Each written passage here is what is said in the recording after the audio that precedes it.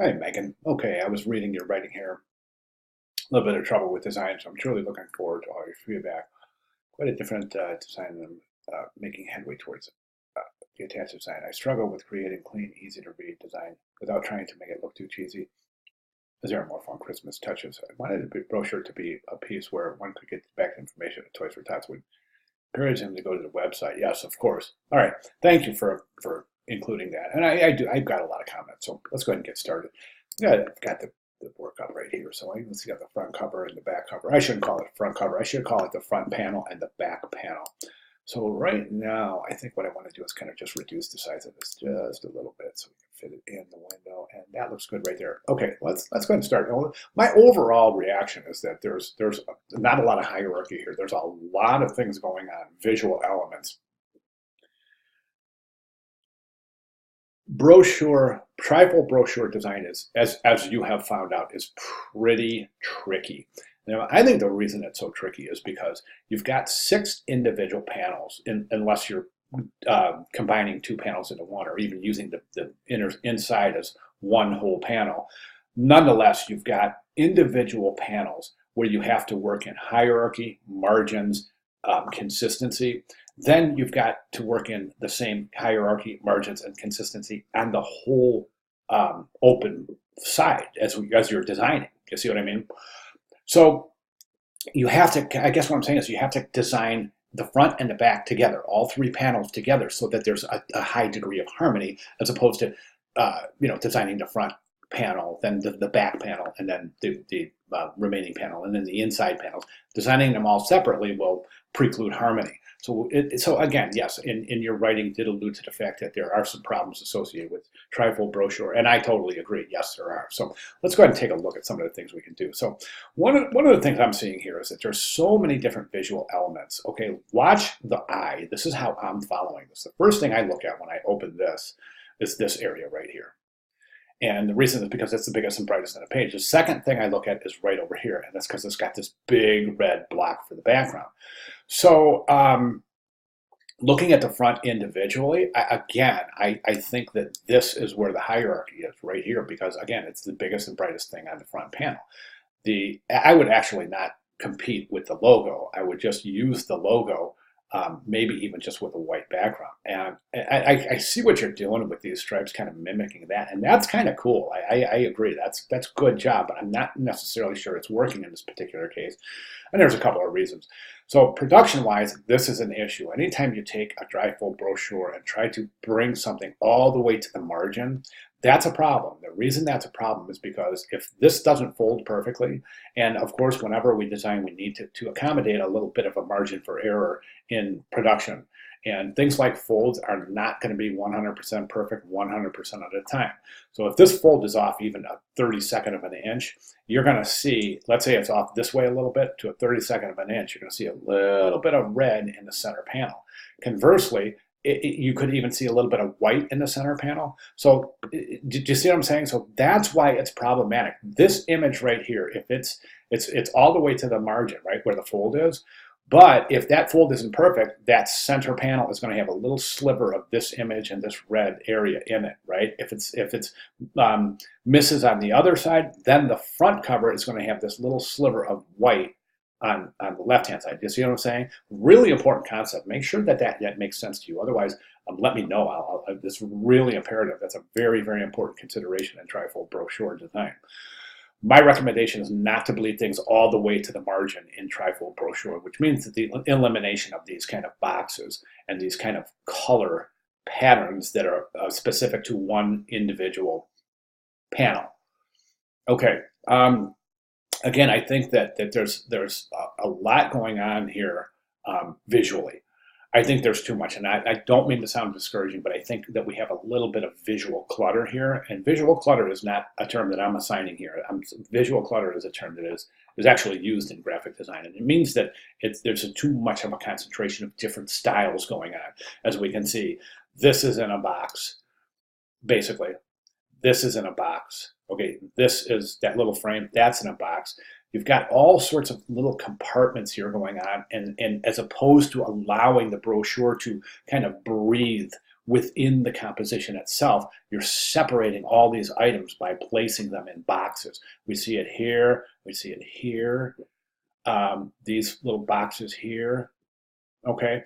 And again, if we can see right now that it's real, well, let me finish on the front here. So I think this contact area is a little problematic because if you watch the eye, remember that we call that saccadic movements. That's the eye movements associated with any given composition. Well, it's really nice to be able to give a headline, the entry point of composition, and then come down and just give like a nice margin, a nice alignment. That's why we talk about alignment so much. These are definitely associated. So as opposed to arraying them like this, 1, 2, 3, 4, I would align them, basically align them, put the icon to the left, aligned it, and then put the type to the right. And that will just create a much, much neater and more expeditious presentation and adhesion to hierarchy. Okay,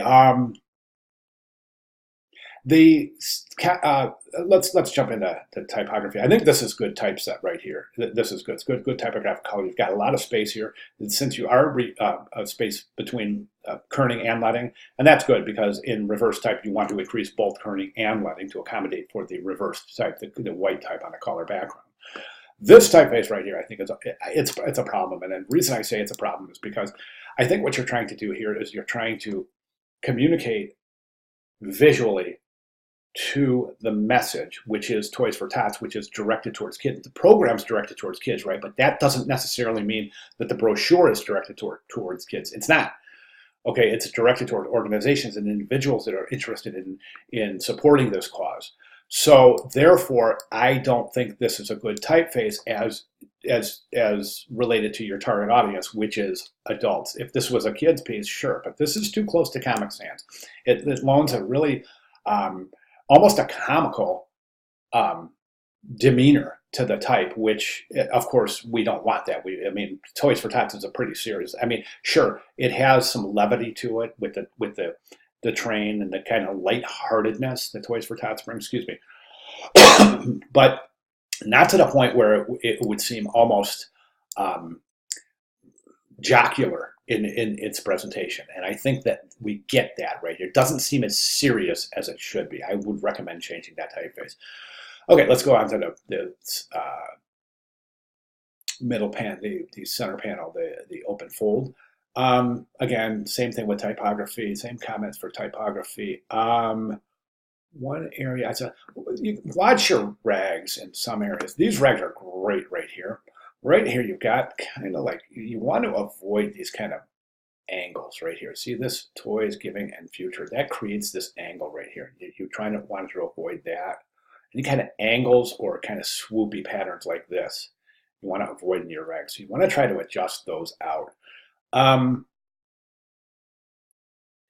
This is a good hierarchy right here. This is excellent with the bullet points, the change in scale. So excellent job there. Okay, the center panel itself, I think you've got a lot of different issues going on here. So remember I talked about boxes before. So this is mainly a box. This is a box. This is a box. It's all in a box, right?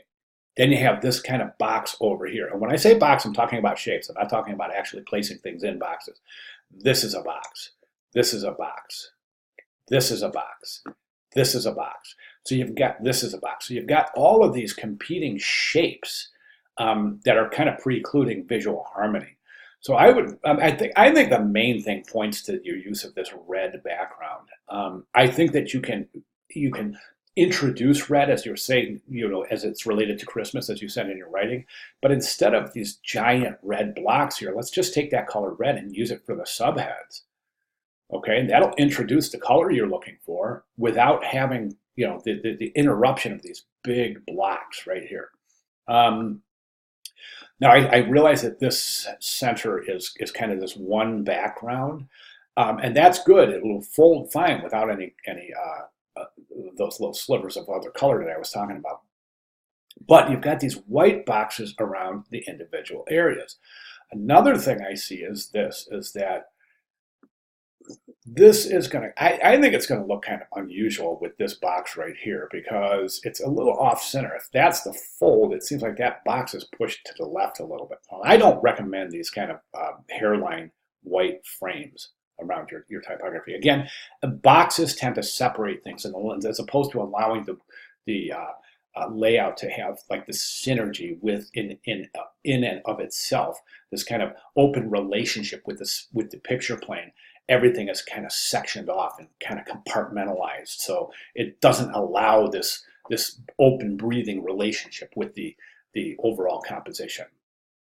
Let's look at typography. It's typography. Your type setting, I've got no worries about. I think your type setting is good. My main concern is just this general overall layout and composition. So I would recommend that you kind of just think about reformatting things. Take all of my comments in mind here and really think about them before you start working over. But think about that. And I think at this point, one of the most important things to do at this point is to get out there and do a lot of visual research. Research as many trifold brochures as you can. You'll get a ton of ideas. There's nothing wrong with visual research, nothing at all. A lot of student designers think that, well, if I go out and I look at something, isn't that copying? I'm not talking about picking a trifold brochure and copying what you see. I'm talking about getting inspiration from others. So take a look at a bunch of different trifold brochures, get ideas, see how page mechanics is set up, see how spatial relationships are set up, see how hierarchy is set up. Just go out to Google, do examples of outstanding trifold brochures, and you'll be able to see what works and what doesn't, and you'll be able to apply what works to your own trifold design. Okay, so those are my recommendations and comments. So if you have any questions at this point, if you've noticed, I have not said to you, okay, I want you to do this, and I want you to place this here, and put the headline here, and put the logo here, then come over here and put this here. I'm not going to do that. I don't want to take over your project. I don't want to direct this project. I want to give you ideas that are going to allow you to generate solutions on your own. Okay, and I just want to make that specifically clear. It's not going to do me any good or you any good for me to say, to art direct this and say, okay, let's do this and put this headline here and put this paragraph here and remove this and do this.